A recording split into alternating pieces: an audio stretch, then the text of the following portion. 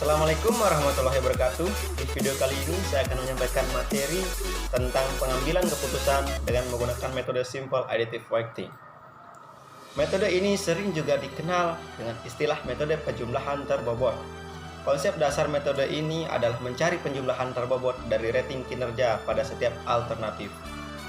Proses kerja metode ini yang pertama menentukan nilai bobot untuk masing-masing kriteria. Yang kedua menentukan nilai normalisasi matriks. Yang ketiga menentukan kriteria-kriteria untuk pemilihan beberapa alternatif. Yang keempat menentukan nilai preferensi. Rumus untuk normalisasi ini yaitu R sama dengan XIJ per max XIJ dan XIJ per max XIJ. Contohnya, RIJ adalah rating kinerja ternormalisasi, max IJ adalah nilai maksimum dari setiap baris dan kolom, min IJ adalah nilai minimum dari setiap baris dan kolom, XIJ sama dengan baris dan kolom dari matriks. Dengan nilai RIJ adalah nilai rating kinerja ternormalisasi dari alternatif AI pada atribut CJ. Rumus menentukan nilai preferensi V sama dengan sigma WJ RIJ.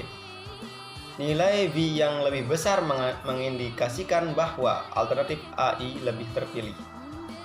VI sama dengan nilai akhir dari alternatif, WJ sama dengan bobot yang telah ditentukan, RIJ sama dengan normalisasi matriks. Dengan kata lain, antara bobot kriteria dikalikan dengan semua nilai tiap peserta untuk tiap kriteria dan dijumlahkan. Algoritma metode ini yang pertama menentukan kriteria-kriteria yang akan dijadikan acuan dalam pengambilan keputusan yaitu C. Yang kedua menentukan rating kecocokan setiap alternatif pada setiap kriteria. Yang ketiga membuat matriks keputusan berdasarkan kriteria. Kemudian melakukan normalisasi matriks berdasarkan persamaan yang disesuaikan dengan jenis atribut sehingga diperoleh matriks ternormalisasi. Yang keempat yaitu perankingan. Penjumlahan dari perkalian matriks ternormalisasi R dengan vektor bobot sehingga diperoleh nilai terbesar yang dipilih sebagai alternatif terbaik atau A sebagai solusi. Assalamualaikum warahmatullahi wabarakatuh. Perkenalkan, nama saya Bayi Liana Arianti dan di sini saya akan melanjutkan pembahasan materi dari Riyandi Hermawan tentang kelebihan Simple Additive Weighting. Yang pertama, kelebihan Simple Additive Weighting adalah 1.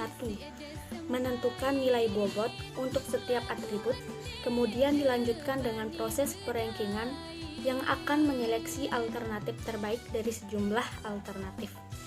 2. Penilaian akan lebih tepat karena didasarkan pada nilai kriteria dari bobot preferensi yang sudah ditentukan. 3. Adanya perhitungan normalisasi matriks sesuai dengan nilai atribut antara nilai benefit dan cost. Dan kekurangan Simple Additive Weighting adalah 1. Digunakan pada pembobotan lokal. 2.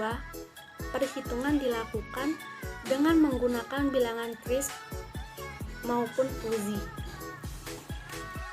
Contoh kasus keputusan penerimaan beasiswa. Kode kriteria C1 ketentuan kriteria nilai IPK, C2 penghasilan orang tua, C3 semester, C4 jumlah tanggungan, dan C5 adalah usia. Dari masing-masing kriteria tersebut akan ditentukan bobot-bobotnya. Di antaranya yaitu sangat rendah, rendah, cukup, tinggi, dan sangat tinggi. Tabel 2 nilai bobot. Bobot kurang nilainya 2, cukup nilainya 3, baik nilainya 4, dan sangat baik nilainya 5. Tabel dari masing-masing mahasiswa dengan bobotnya dapat dilihat pada tabel berikutnya. Nilai IPK C1, IPK kurang dari 2,50, variabelnya kurang, nilainya 25. 2,50 IPK kurang dari 3,00, variabel cukup, nilai 50. 3,00 IPK kurang dari 3,50, variabelnya baik dan nilainya adalah 75. IPK lebih dari 3,50, variabelnya sangat baik dan nilainya 100. Persyaratan yang dibutuhkan untuk pengambilan keputusan berdasarkan nilai IPK yang diperoleh mahasiswa selama perkuliahan. Tabel 3, kriteria penghasilan orang tua.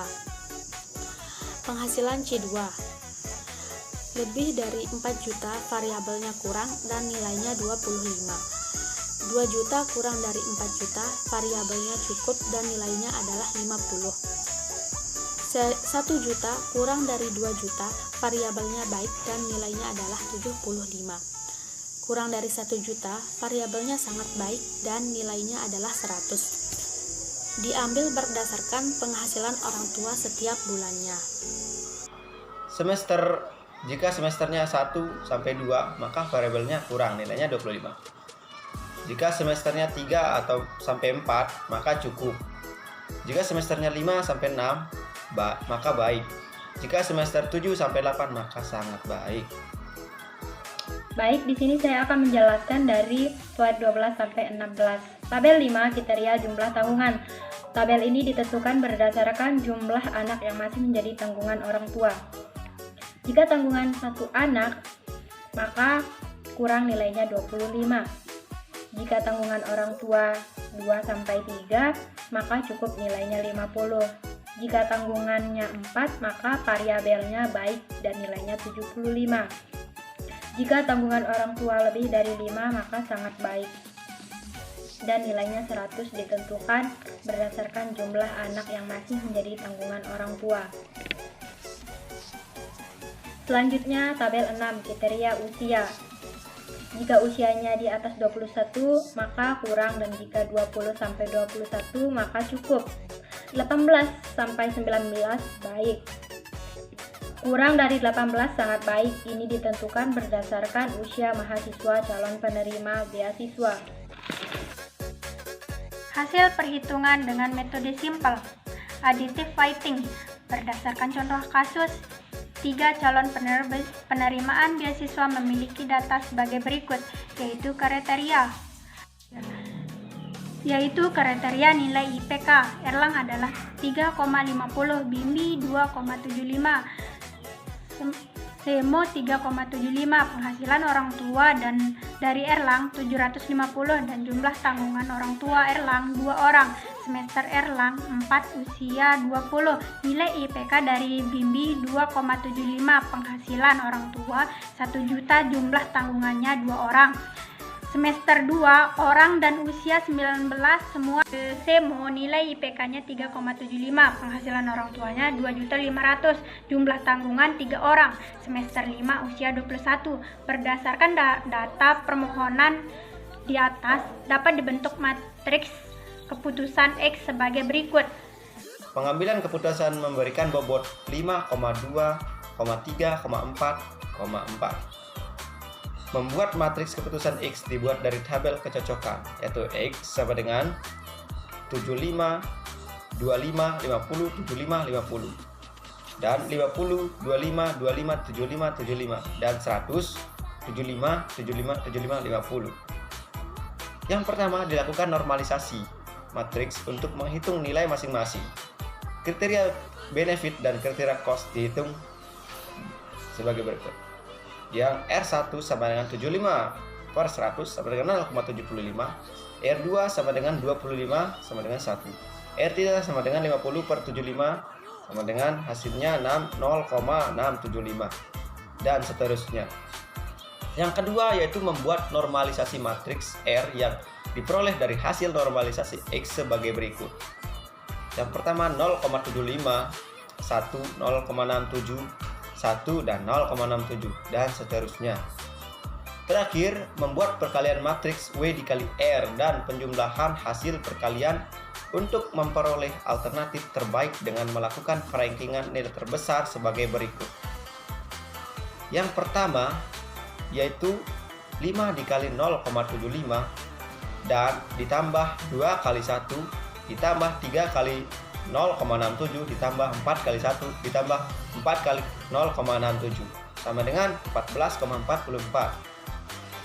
P2 yaitu 5 kali 0,5 ditambah 2 kali 1 ditambah 3 kali 0,33 ditambah 4 kali 1 ditambah 4 kali 1 sama dengan 11,24. P3 sama dengan 5 kali 1 ditambah 2 kali 0,33 ditambah 3 kali 1 ditambah 4 kali 1 ditambah 4 kali 0,67 sama dengan 15,34. Dari hasil perankingan tersebut diperoleh hasil yaitu Erlang atau V1 sama dengan 14,44, Bimbi atau V2 sama dengan 11,24, Seno atau V3 sama dengan 15,34.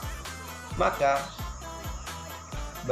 yang berhasil mendapatkan beasiswa adalah mahasiswa atas nama Seno dengan nilai 15,34. Sekian video dari saya teman-teman. Mohon maaf jika banyak kesalahan. Assalamualaikum warahmatullahi wabarakatuh.